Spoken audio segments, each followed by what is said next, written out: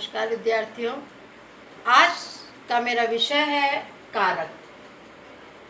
कारक माने होता है करने वाला। सबसे पहले उदाहरण देखते हैं। सामने दिए हुए हैं, बालक सड़क गिरा, बालक सड़क पर गिरा। हम पेन लिखते हैं, हम पेन से लिखते हैं। रामू पेड़ गिर गया, रामू पेड़ से गिर गया। तो पहले वाक्य दूसरे वाक्य में क्या अंतर है? इसमें पर नहीं लगाया, दूसरे में से नहीं लगाया, तीसरे में से नहीं लगाया। तो इनको जब हम इन चिन्हों को लगा देते हैं तो हमारा एक वाक्य पूरा हो जाता है, क्रिया से संबंध फिट बैठ जाता है। तो इस तरीके से इसकी परिभाषा क्या हुई कि वाक्य में आए हुए वे शब्द जो संज्ञा सर्वनाम का संबंध क्रिया से या अन्य शब्दों से जोड़ते हैं कारक कहलाते हैं। देखिए, वाक्य में आए वे शब्द, बालक सड़क पर गिरा, अब क्रिया से संज्ञा को कौन जोड़ रहा है? पर। ठीक है ना। हम पेन से लिखते हैं, तो क्रिया से और संज्ञा से कौन जोड़ रहा है? से। इसी प्रकार से रामू पेड़ से गिर गया, गिर गया और संज्ञा पेड़ को कौन जोड़ रहा है? से।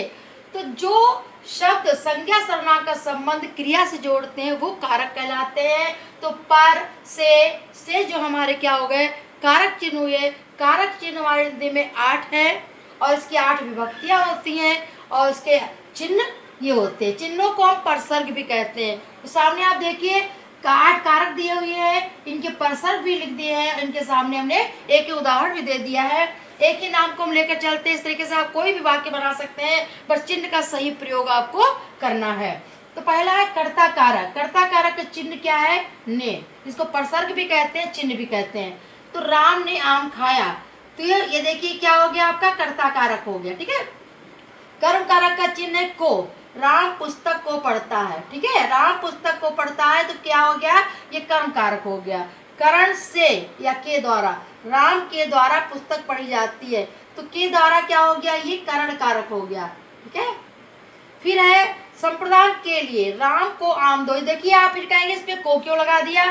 तो यहाँ पर को जरूर लगा है, लेकिन आपका उत्तर के लिए आ रहा है कि राम के लिए आम दो। तो को होने पर भी जब किसी को कोई चीज दी जाती है तो वहां पर संप्रदान कारक ही होता है। अपादान से अलग होने में, से चिन्ह देखिए करण कारक का भी है और से चिन्ह जो है ये अपादान का भी है। तो करण कारक का से का चिन्ह कहाँ पर आता है? साधन के द्वारा, जिसके माध्यम से कोई कार्य किया जाता है, जैसे राम के द्वारा। ठीक है, या राम से पुस्तक पढ़ी जाती है, तो साधन के रूप में आया है से, तो यहाँ पर करण कारक हो गया। और यहाँ अलग होने के अर्थ में आया है, तो ये अपादान कारक हो गया। अगला है आपका संबंध कारक, जिसका चिन्ह है काकी के या रारी रे। ये राम की पुस्तक है, तो राम की, ये क्या हो गया? संबंध कारक हो गया। और अगला है अधिकरण कारक, इसका चिन्ह है में पर। राम पेड़ पर बैठा है, तो पेड़ पर, ये क्या हो गया? अधिकरण कारक हो गया। और संबोधन है हे अरे ओ, अरे राम उधर मत जाओ।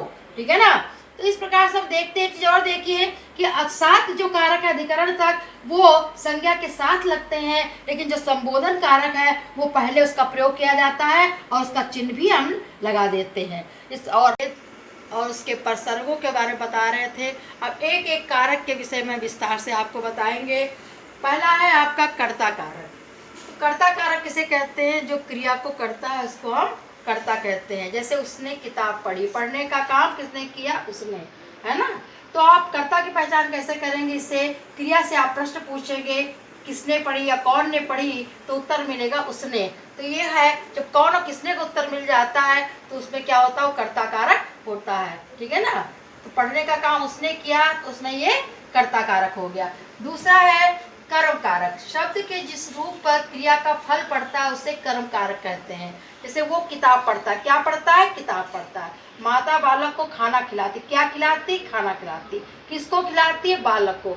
तो इसमें कर्म की पहचान करने के लिए हम क्या और किसको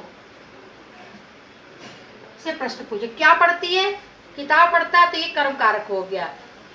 क्या खिलाती है? खाना।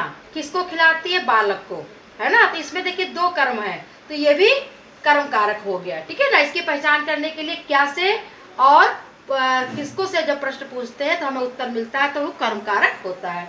तीसरा करण कारक, संज्ञा सर्वनाम की जिस रूप से क्रिया के साधन का बोध हो, वह किताब किस साधन के द्वारा पढ़ रहा है, किताब के साधन के द्वारा पढ़ रहा है, तो ये क्या हो गया, करण कारक हो गया। चौथा है जिस संप्रदान कारक, मतलब जिसको कुछ दिया जाए या जिसके लिए कुछ किया जाए वहां पर होता है संप्रदान कारक। जैसे भिखारी को भोजन दो, देखो इसमें को है लेकिन किसी को दिया जा रहा है इसलिए को होते हुए भी यहाँ पर संप्रदान हो गया। यहाँ बच्चे के लिए खिलौना लाओ, है ना, तो यहाँ के लिए किसके लिए हो रहा, बच्चे के लिए। तो जिसको कुछ दिया जाता है या कुछ किया जाता है वहां पर क्या होता है, संप्रदान कारक होता है। ठीक है, अब अगला है अपादान कारक।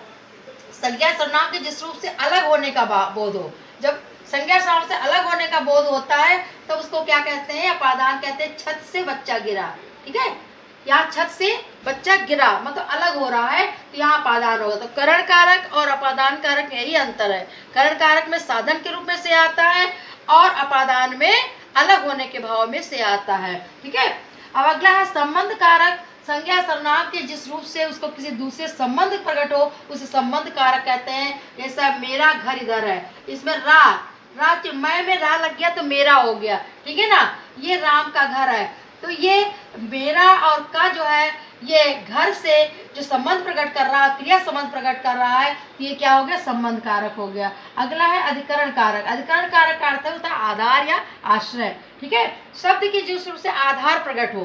पेड़ पर चिड़िया बैठी है, चिड़िया पेड़ पर, कहाँ बैठी है, पेड़ पर, तो पेड़ पर जो है वो आधार है चिड़ियों का, इसलिए यहाँ पर क्या हो गया, संबंध कारक हो गया।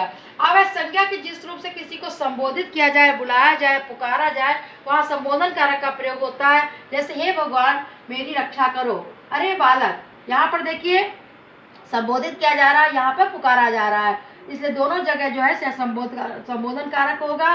संबोधन कारक में जैसे पहले भी बताया उसका चिन्ह पहले लगाया जाता है, जबकि अन्य जो कारकों में विभक्ति चिन्ह जो है संज्ञा सर्वनाम के बाद लगाए जाते हैं। ठीक है, तो आज का हमारा विषय यहीं समाप्त होता है और अगले वीडियो में हम एक नए विषय के साथ आएंगे। तब तक के लिए नमस्कार।